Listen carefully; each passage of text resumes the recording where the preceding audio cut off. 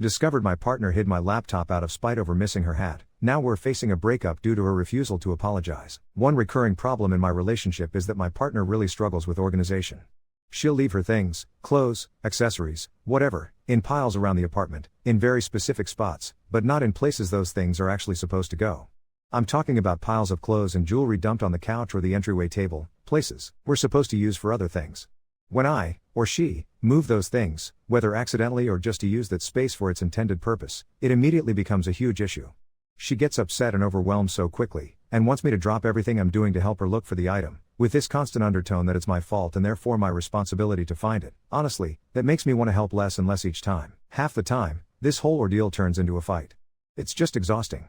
Right now, we're still in the process of unpacking and settling in, so the place is chaos. One of our bathrooms is basically filled with stuff in storage. One day, she put a stack of her clothes, including her hat, right on top of these boxes. I needed to get to those boxes to organize, so I moved her stuff as carefully as possible. I'm pretty sure I kept everything together, but I really don't remember moving her hat. Later, during breakfast, everything seemed fine. We were having a nice morning, chatting, until she went to get dressed and found her hat missing. Suddenly, the mood flipped. She got immediately upset with me, telling me to stop touching her stuff, complaining that I always do this. She was agitated and frustrated, while I tried to tell her calmly, but firmly, that I had no intention of moving her things unless I absolutely needed access to the storage. I said it probably just fell behind something and encouraged her to look. She didn't want to hear it. She became more and more upset, just talking at me without actually searching for the hat, and eventually, I had enough. I lost patience and left for a walk, right in the middle of her venting. That afternoon, she was gone and I was looking for my laptop. Finals were due the next day and I needed to get started. I had just bought a new laptop, but I hadn't set it up yet, and for the sake of my ADHD motivation, I was purposely saving that as a reward for finishing on my old one. I couldn't find my laptop anywhere. It just wasn't in the place I always leave it. My gut immediately told me she'd moved it or taken it, but I did a sweep of our entire apartment before jumping to conclusions. After searching everywhere, I texted her, "Did you take my laptop with you?" It took her a while to reply, "No, I don't have your laptop." I asked if she'd seen it, if she could check her iCloud since it used to be connected. "No, it's been disconnected for a while." I texted again, "Okay, so have you seen it?" No reply. At this point, I was 95% convinced she was lying to me, but I didn't want to believe she'd actually do something like that. When she came home in the evening, I asked her again about the laptop. She just sat on the couch, hardly looking at me, focused on something else. I tried to explain that, logically, if she didn't have it and it wasn't in the apartment, then it must be stolen. She actually chuckled at me for suggesting it. I kept pressing her. She finally said, offhandedly, "I don't know, did you check that closet?" She walked over to the closet to put her jacket away and I followed her, half expecting her to pull the laptop out of her bag or something. She didn't move anything. I asked, "Why would you suggest that closet specifically?" She just kept toying with me, offering smug smiles, snickering. It was infuriating. She told me she was too busy to help me by answering my questions. I went over to the closet myself, even though I'd already turned it completely upside down, except maybe a tiny spot up top.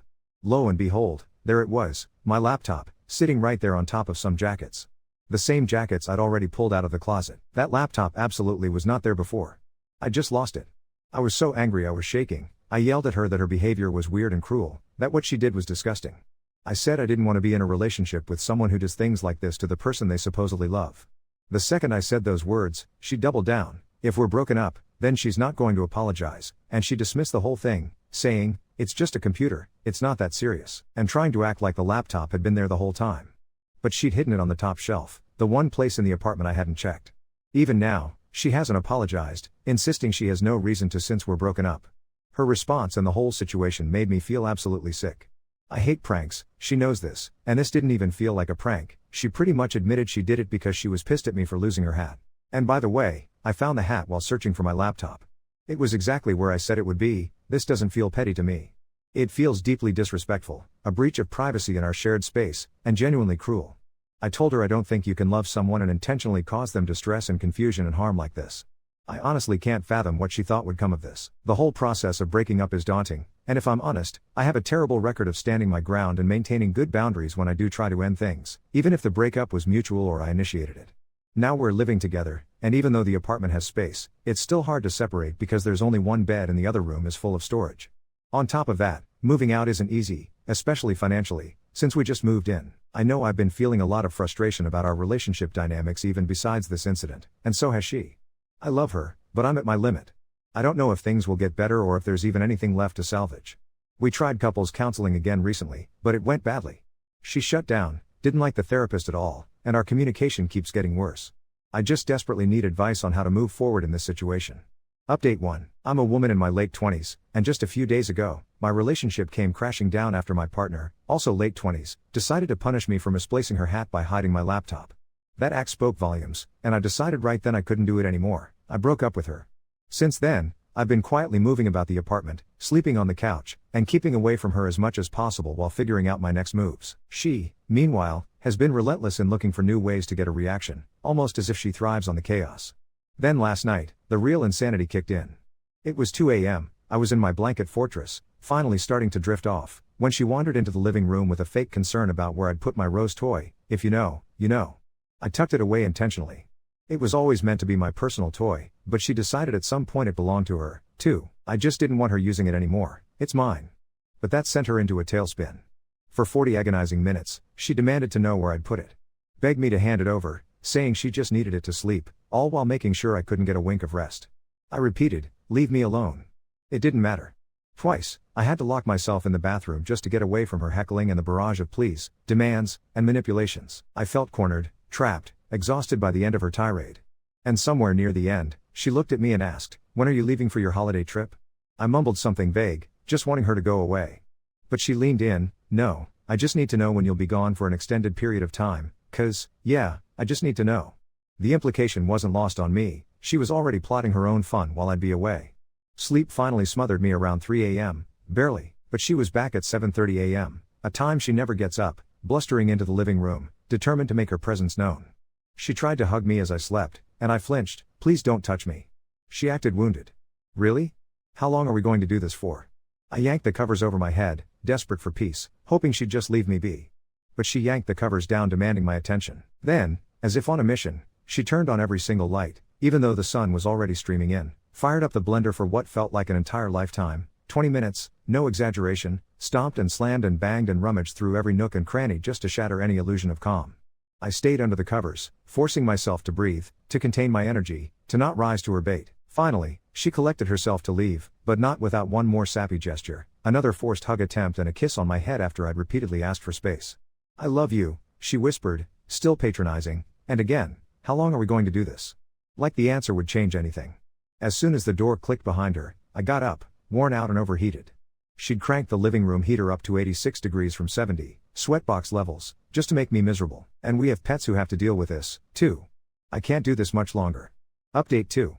I am abundantly clear now that what I went through was far more than just breakup worthy. I picked up Why Does He Do That? After hearing a couple of recommendations. It's a book I've circled around for years, always subconsciously dodging it to protect my own denial.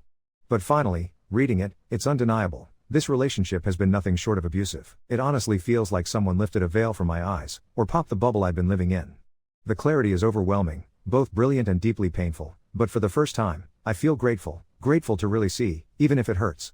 Right now, I'm still trying to get all my things in order.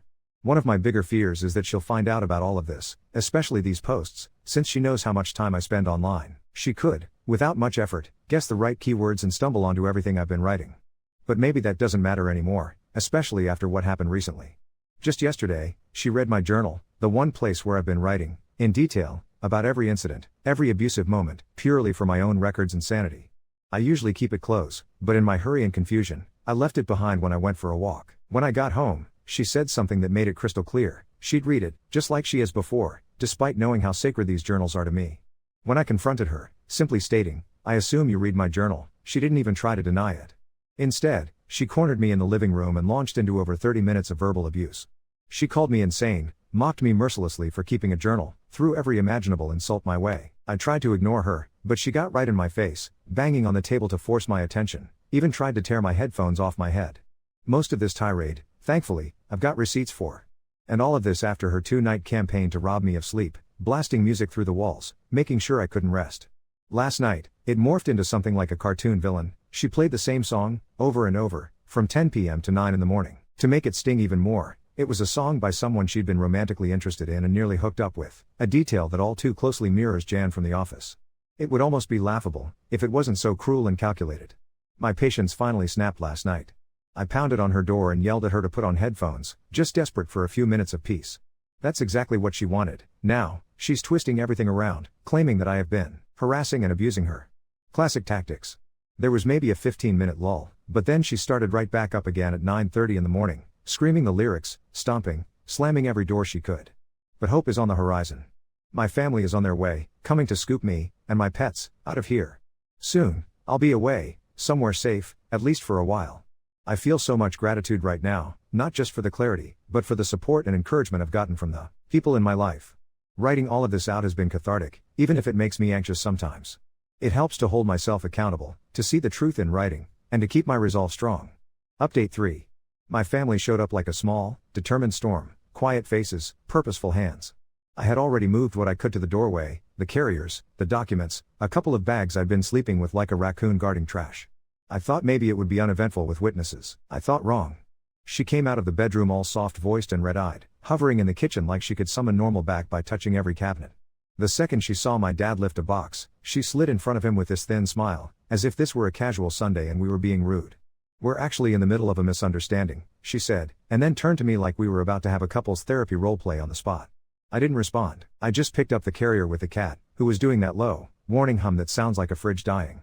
When she realized I wasn't stopping, the sweetness snapped. She went flat and scary calm. "You can't take my animals," she said, even though both adoption papers sit in a folder with my name in thick Sharpie on them. She tried to call one of the dogs over like she was summoning a kid from a playground. He looked at me and then at her and then back at me and made the choice for all of us by climbing into his carrier and sealing it with his own weight like a sandbag. I have never loved him more. I had already called the non-emergency line and asked for a standby, just in case. They actually came, 2 officers who looked like they've seen every shade of apartment drama and had no desire to see mine. She pivoted for them, of course, crying on contact, telling them I was stealing things, that I'd been unstable for weeks. It was all the greatest hits with a few new ad-libs. I handed the officers my adoption contracts, my lease copy, played a bit of the audio I'd recorded the night before, her song loop, her screaming, the banging. I watched their faces move from bored to attentive in the space of one call and response chorus. They didn't make speeches, but their tone with her changed. They told me to take what was mine and told her to step back. She didn't.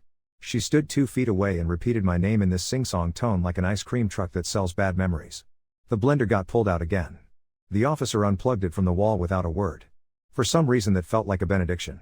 Packing was both frantic and slow, everything suddenly heavy with commentary. She kept following me, narrating my every move, trying to plant seeds. "Oh, so you're taking the throw blanket we bought together?" As if I was stripping her of a family heirloom and not removing a $14 Target knit the dog already chewed through. She said we a lot, and always, and never. I said nothing. Saying nothing felt like carrying a glass of water and trying not to spill it. There was a moment that almost undid me. I went into the bathroom to grab my toothbrush and there, right on the closed toilet lid, was the rose toy, perfectly centered like a sad little trophy. She'd set it out like she wanted one last power surge, an offering and an accusation in one discreet, silicone shape. I didn't touch it. I shut the door gently behind me and took a breath long enough to make a small hole in my lungs and walked back out. When my mom picked up the final bag, my ex did the last-ditch thing. She crumpled into the floor in the doorway, dead weight, blocking our exit. I was ready for it. Half of this relationship has been learning to anticipate her staging. One of the officers stepped forward and told her plainly to move or be moved. The sound that came out of her was not crying or screaming, it was something stuck between the two, and for the first time in a long time, I didn't rush to fix it. We stepped over the threshold and into the bright, ridiculous sun. We didn't even make it to the freeway before my phone went off like a slot machine. Ding, ding, ding, every app lighting up with variations of her voice. I put it on Do Not Disturb and stared out the window, telling myself not to read a single word. The car hummed like safety. The dog pressed his paw against my thigh and kept it there like he was keeping me from floating away. Then my phone lit up again with a different kind of alert, an unknown air tag is moving with you. I actually laughed because of course she would graduate from blocking doors to digital breadcrumbs. We pulled into a gas station and did a bad version of a police montage, searching bags, the underside of carriers, coat linings, the wheel wells, every pocket of my life. The signal got louder near the backseat. We found it hidden in the lining of the dog's carrier, tucked under the little removable cushion like a pea under a mattress. It didn't feel clever in my hand. It felt sticky.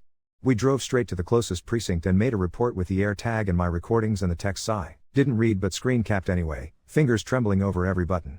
The officer who took the report had a face that doesn't change for almost anything, but she looked up at me when she saw the air tag moving with you screenshots and said, "Good.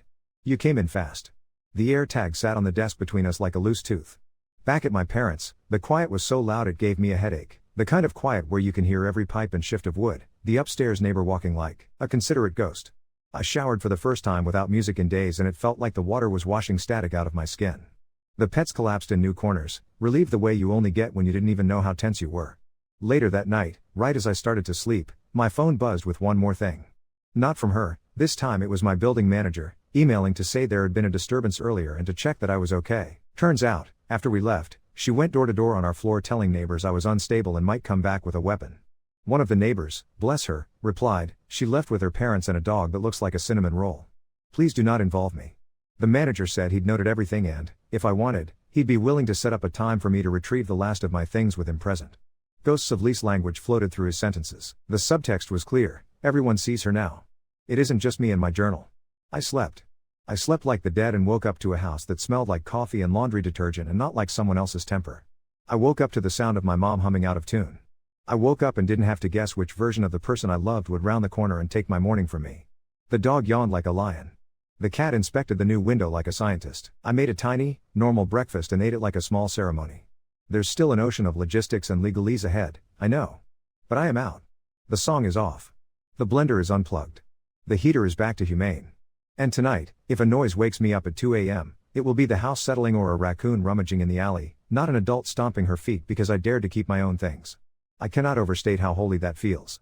Update 4. The apartment manager set the retrieval for noon like he was scheduling a dentist appointment and not a small exorcism. In the morning, an email slid into my inbox from the microchip company, ownership transfer request received. My stomach did that elevator drop it hasn't done since I was a kid and someone said we need to talk. She tried to change the dog's registration to her name. I called so fast I forgot my last name for a second. The woman on the line had the kind of voice that steadies mugs on tables. She pulled up my file, listened to my short, jagged story, and said, I see it. I'm denying it and flagging the account. Her click traveled through the phone like a lock sliding home. She told me to send copies of the adoption contracts to a special address. I sent them twice, then once more. A fortress made of PDFs.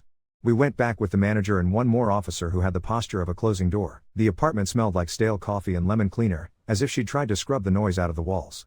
My things were arranged in the living room in little, curated piles that made me feel insane just looking at them, an altar to revisionist history. There were post-its on some of the boxes, her handwriting rounding all its corners. Joint purchase, gift to both of us, technically mine. She'd printed a mutual agreement on thick paper and placed it on top of my duffel like a coaster. It said we agreed not to defame each other and that I'd return shared property including the animals. I didn't touch it. The manager saw it and made a face like he'd smelled a week-old banana in his glove compartment. You're not signing anything, he said, gently but like a fact. She was there, of course she was, leaning against the kitchen island like a hostess who just found out the health inspector is in the lobby. She dialed her voice down to nursery rhyme. I'm being so reasonable, she told the room. This is me being reasonable. The officer explained boundaries and supervision for the 7th time and she nodded like she was following a recipe she had no intention of cooking. I moved on muscle memory. Winter coat, vacuum-sealed sweaters, my grandmother's little ceramic salt cellar that looks like a teacup, the prints I'd hung once and liked so much I forgot that I'd hate them later for their timeline. My tote bag sat open on the floor. I bent to tuck my toiletries in and saw, not with my eyes first, but with the prickling skin between my shoulder blades, her hand goes toward it. It wasn't even dramatic. Just a casual drop, like pepper into soup. A white coin of a thing that looked innocent until I hated it. The manager didn't even raise his voice. Hey, he said. The kind of hey that is a stop sign. He reached down and lifted the tote's flap and there it was, smiling up like a pearl with bad intentions. Another air tag. My breath didn't go anywhere for a second. The officer didn't do speeches this time either. He plucked it out with 2 fingers, asked her simply, is this yours? She shrugged, eyes wide like plates. I don't know how that got there, she said in the same tone people say, I have no idea how the vase fell off the mantel. There was a thin pause, a page turning without words. He slipped it into a little plastic evidence bag that made a soft crackle and I wanted to cry from the sound alone. We finished fast after that. She kept up her docent tour under her breath, that blanket is ours. Those knives are ours. That was a housewarming gift from my coworker, as if narrating could cast a spell. In the hallway, Mrs. Cinnamon Roll dog neighbor caught my eye and mouthed, you okay? I nodded and tried to make my face say thank you without my mouth joining in. As we were leaving, my ex did the thing where she folds her arms and makes her body a door. The officer repeated the sentence I'm starting to love, move or be moved. She moved. We drove straight to the courthouse after, my mom's hands at 10 and 2 like she was steering us across a tightrope. The building was all beige and bureaucracy, the kind of place where time does its own weather. The clerk had a stamp that could probably stop a small animal's heart and she used it on my stack of papers like a metronome. I filled out the forms with the careful handwriting I reserve for rental applications and condolence cards. Every blank filled felt like sandbagging a river. The judge who read my affidavit had eyebrows that did their own commentary.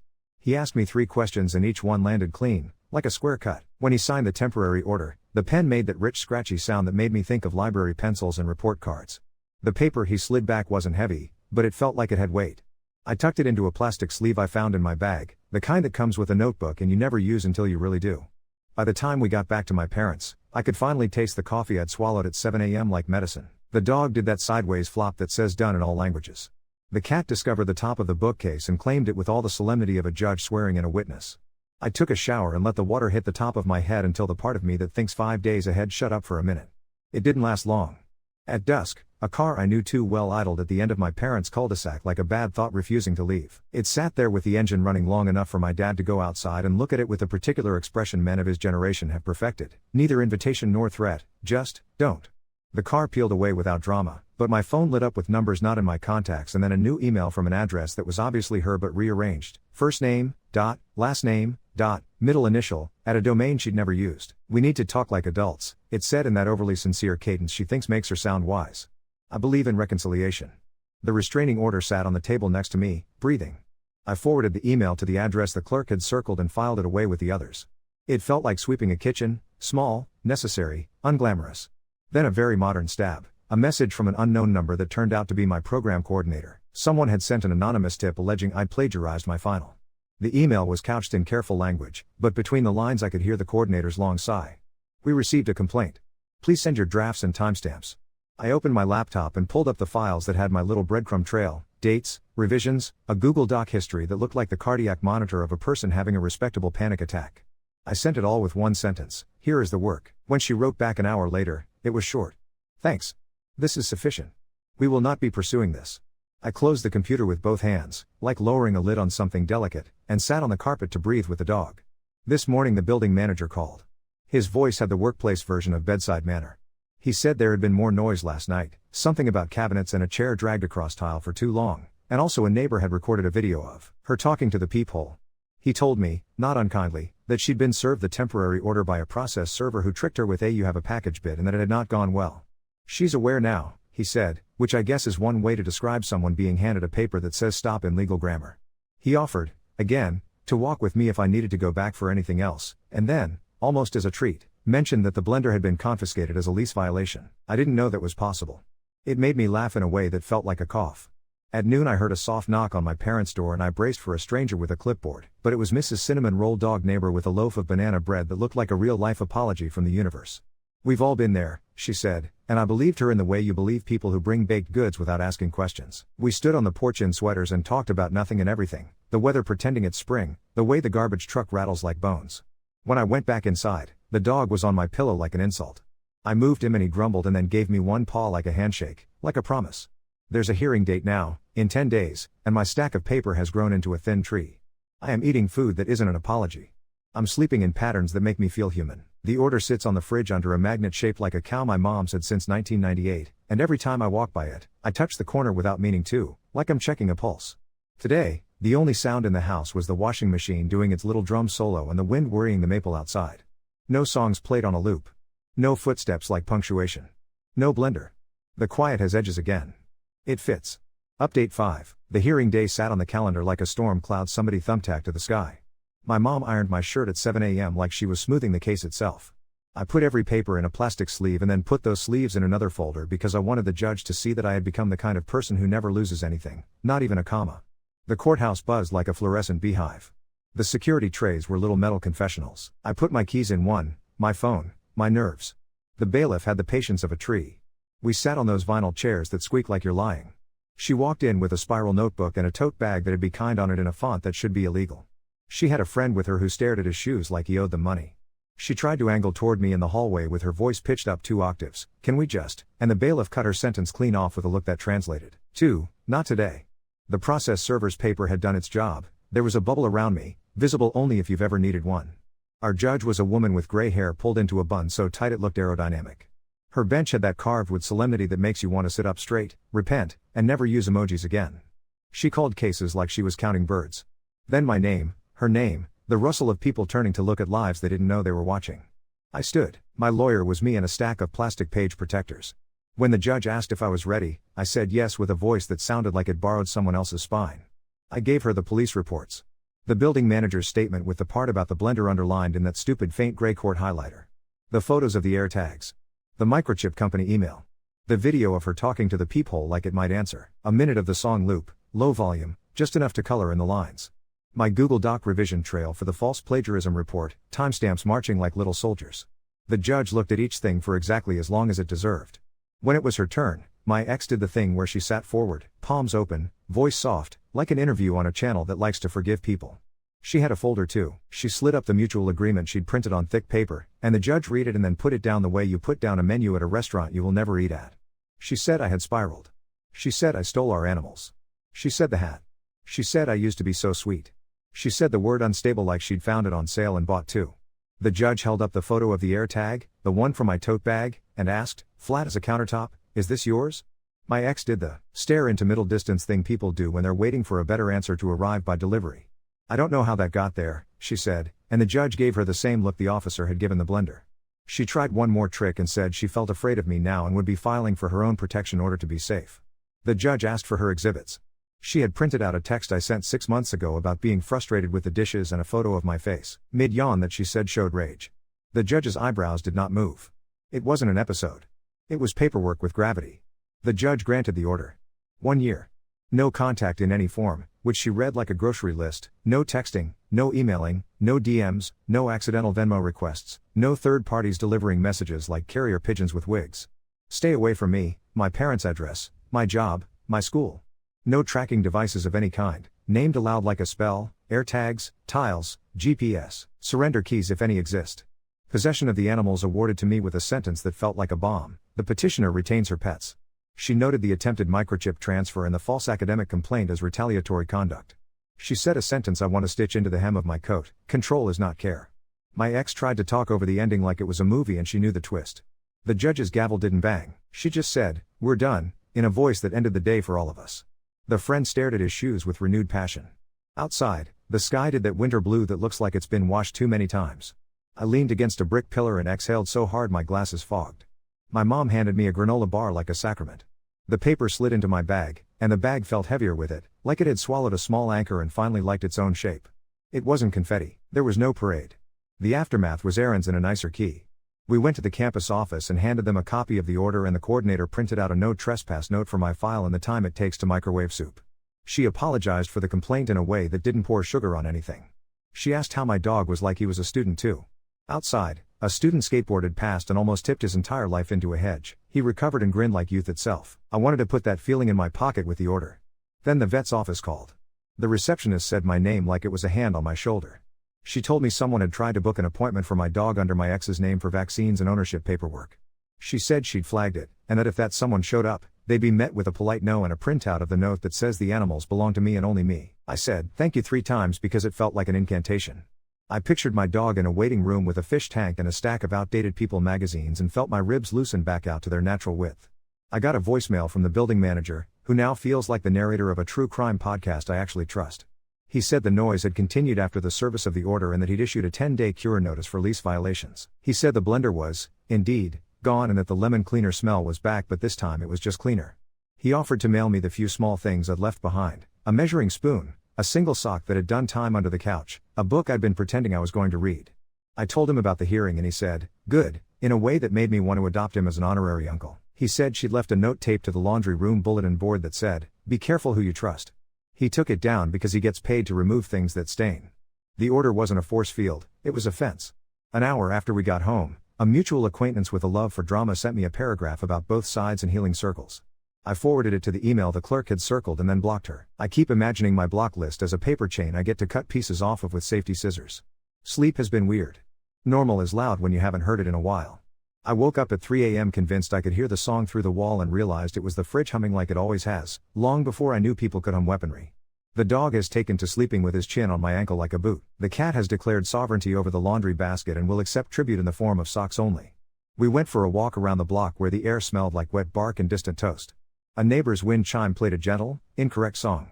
My phone stayed quiet except for a notification from the weather app that said there might be flurries overnight, which is the kind of surprise I can handle. 2 days after the hearing, a box showed up on my parents' porch with no return address and handwriting trying very hard not to look familiar. Our doorbell camera caught the USPS truck and a regular postal worker doing regular postal worker things, so I took it inside like a bomb tech who also really likes new books. I opened it with a butter knife because that's my level of combat now. Inside, my old hoodie, the one that smells like bonfire even when it hasn't been near one for a year, a pair of sunglasses I lost in July, and the rose toy, sealed in a Ziploc like evidence, cleaned to a surgical shine. There was a post-it stuck to the plastic with a single line, "I'm returning your property." The handwriting slanted. I took pictures of the box and the note and emailed them to the address on the order and then slid the whole thing into the garage like a snake you don't know the species of. I locked the door out of habit, then remembered there's more than one kind of locked. My aunt sent me a weighted blanket in the mail because she is a woman who believes in gravity. My friend dropped off a basil plant that smells like the kind of kitchen I want to have again. The building manager called one more time to say that she had technically complied with handing over the keys but had also forgotten she had a spare until he asked for it twice. He said she told him, "I always forget the little things," and he said, "This isn't little," which endeared him to me forever. Today I went back to my program for a workshop. I sat in a room where the heaters bang politely and the coffee is a little burnt. I took notes and the pen didn't skitter off into a panic. On my way out, someone I only sort of know handed me a small bar of chocolate and said, "You look lighter," and I said, "I feel like someone took the piano off the roof." She laughed like a person who's also had her share of falling instruments. There's still the final hearing tucked a month out like a folded letter. There will be more paperwork and more stamps that thud satisfaction into form. But for now, the order sits under a magnet shaped like a cow and I touch it every time I open the fridge without meaning to. The quiet fits like a sweater I forgot I owned. The dog snores like he's sawing through a small, stubborn plank. The cat presses her forehead into my cheekbone like a reset button. I can hear the washing machine doing its soft percussion and the maple outside thinking about its next move. Tonight, if a noise wakes me, it will be a plow grumbling down the street, or the wind rehearsing for the weather, or maybe nothing at all. I am learning how to trust that. I am practicing leaving things be. I am sleeping with my face toward the door because I can, and because the door is just a door again.